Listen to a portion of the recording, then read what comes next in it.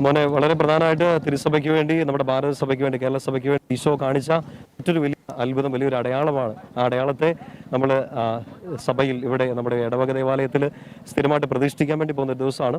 എനിക്ക് പേഴ്സണലായിട്ട് പറയുമ്പോൾ അതിനെ ഏറ്റവും കൂടുതൽ സന്തോഷപ്പെടുത്തുന്ന എൻ്റെ സ്വന്തം ഇടവകയാണ്. അതാണ് എൻ്റെ ഏറ്റവും വലിയൊരു ആനന്ദവും. ഈ ഒരു ദിവസത്തിന് വേണ്ടി ഇങ്ങനെ ഒരു ദിവസം മാറ്റിവെച്ച് എത്താൻ സാധിച്ചത് വലിയൊരു അനുഗ്രഹമാണ്.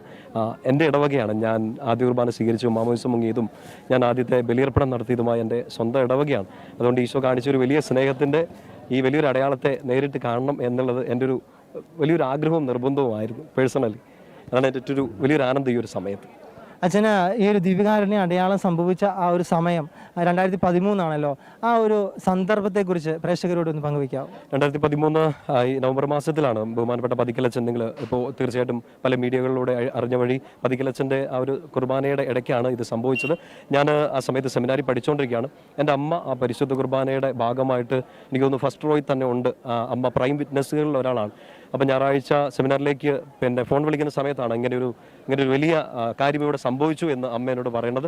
അന്ന് മുതൽ ഇതിനെക്കുറിച്ച് അപ്ഡേറ്റ് ചെയ്യുന്നുണ്ട്. പിന്നീട് നമ്മുടെ ഇടവകയിലേക്ക് രൂപതയിൽ നിന്ന് ഇങ്ങോട്ട് കൊണ്ടുവന്ന സമയത്ത് ഞാൻ അന്ന് ഇവിടെ ഉണ്ടായിരുന്നു. നേരിട്ട് കാണാൻ വേണ്ടിയിട്ട് സാധിച്ചു.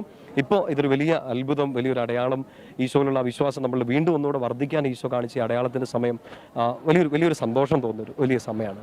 അച്ഛന് പ്രശസ്തമായിട്ടുള്ള ഒരു ധ്യാനഗുരു കൂടിയാണ്. ഈ ഒരു അടയാളം ഒരു ദേശത്തിന് തന്നെ അനുഗ്രഹമല്ലേ? മറ്റു മതസ്ഥർക്ക് എങ്ങനെയായിരിക്കും ദിവ്യകാരുണ്യ അടയാളം അതെങ്ങനെയാണ് മറ്റുള്ളവർക്കൊരു ഈശോയിലേക്കുള്ള ഒരു വിശ്വാസത്തിലേക്ക് നയിക്കുന്നത്? അത് ആ ഈശോയുടെ ആ സുവിശേഷത്തിന്റെ ആ കേന്ദ്രം തന്നെ ഓർത്താൽ മതി.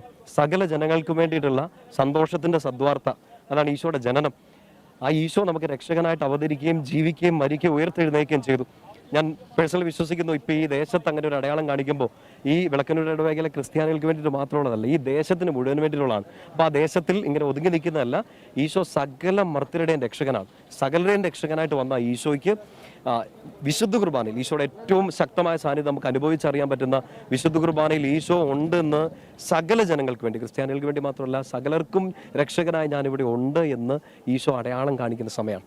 ഇത് ഒരു മതത്തിൽ ഒതുങ്ങി നിൽക്കുന്നതല്ല. കാരണം ഒരു മതത്തിൽ ഒതുക്കി നിർത്തേണ്ട ആളല്ല നമ്മുടെ ഈശോ. ലോകത്തിൻ്റെ മുഴുവൻ രക്ഷകനാണ്. Christ is redeemer of all. സകല ജനങ്ങൾക്ക് വേണ്ടിയിട്ടുള്ള സദ്വാർത്തയാണ് ഈ വിളക്കന്നൂർ ഇന്ന് ഔദ്യോഗികമായിട്ട് പ്രഖ്യാപിക്കുന്നത്. ബഹുമാനപ്പെട്ട തോമസ് പതിക്കലച്ചൻ ഇങ്ങനെ ഷെക്കേന ന്യൂസിനോട് പറയുകയുണ്ടായി, ഞാൻ ജീവിച്ചിരിക്കുമ്പോൾ തന്നെ എനിക്ക് ദിവ്യകാരുണ്യ സ്ഥിരീകരണം കാണാൻ പറ്റി, ഇനി എനിക്ക് മരിച്ചാൽ മതി.